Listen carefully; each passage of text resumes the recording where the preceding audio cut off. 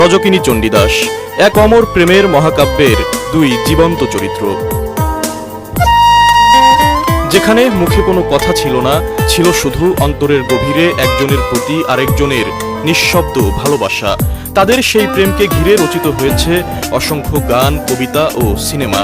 বিখ্যাত কণ্ঠশিল্পী মান্নাদের কণ্ঠে আমরা শুনেছি গভীর হয় গো যেখানে ভালোবাসা, মুখেতে সেখানে থাকে না ভাষা।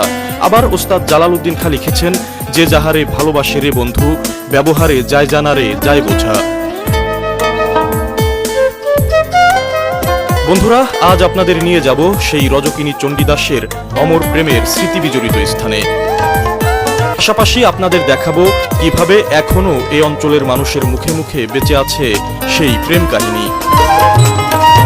যে রজকিনী খালের ভিতরে ভাজা মাছ নিয়ে চণ্ডীদাসকে খাওয়াতে যাচ্ছিল, তখন ওই সমাজপতিরা তার পিছনে লাগে, ধরবে বা তাদের সাজা শাস্তি দেবে। তখন আর কি ওই রজকিনী মাছ জলের ভিতরে ডুবে দেয়, মানে খালইটা দেওয়ার পরে মাছ সব তাজা মাছ হয়ে, মানে ভাজা মাছ তাজা হয়ে বেরিয়ে যায় খালই থেকে। রজকিনী আর চণ্ডীদাসের এই প্রেম কাহিনী রাধা কৃষ্ণের সাথে তুলনা করা হয়েছে। এই অঞ্চলের মানুষের হৃদয়ে আজও গেঁথে আছে তাদের প্রেমের মহাকাব্য। কাকি ভালো আছেন?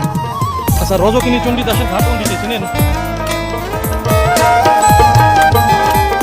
ক্লান্ত দুপুরে গ্রামের মানুষজন চায়ের দোকানে বিশ্রাম নিচ্ছেন, আর সেখানেই গল্পের আসরে উঠে আসছে রজকিনী চণ্ডীদাসের প্রেমের কথা।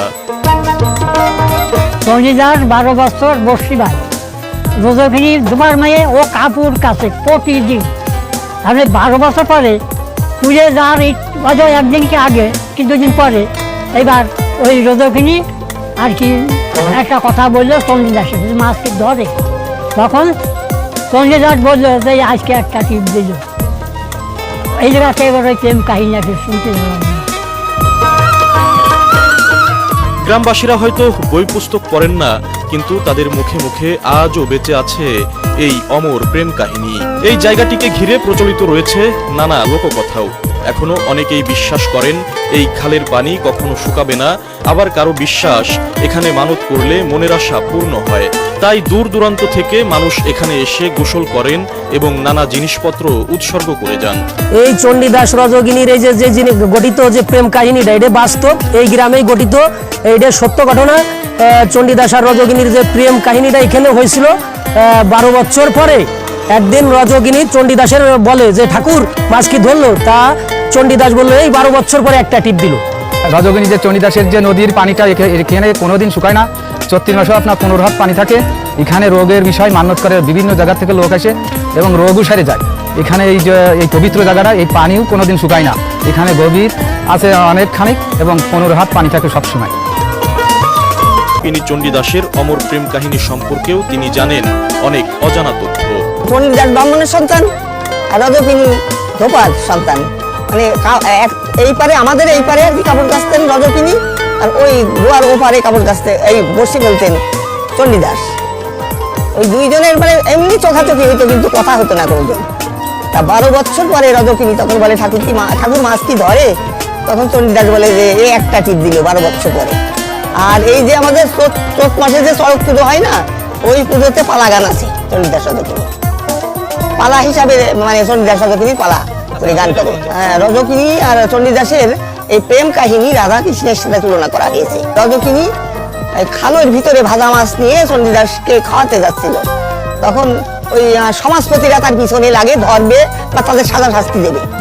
তখন আর কি ওই রজকিনী মাছ জলের ভিতরে ডুবে দেয়, মানে খালইটা দেওয়ার পরে মাছ সব তাজা মাছ হয়ে, মানে ভাজা মাছ তাজা হয়ে বেরিয়ে যায় খালই থেকে। এটাও শোনা কাহিনী, কিন্তু এটা আমাদের দেখা কাহিনী না। মানে কাহিনীটা 700 বছর আগের পুরাতন।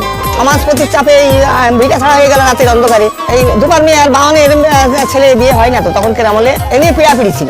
ওই যে ধোপার মেয়ে আর এই বাহনের ছেলে, তার কারণে সমাজে চাচ্ছে। সমাজপতি বলছি একটা, মানে যেরকম চেয়ারম্যান মেম্বার, এরা হিন্দু সমাজের সমাজপতি ছিল। তারা বিশালভাবে সাজা শাস্তি দিত। সেই সাজা শাস্তিটা মানে মাইনে নেওয়া মানুষের পক্ষে খুব কঠিন ছিল।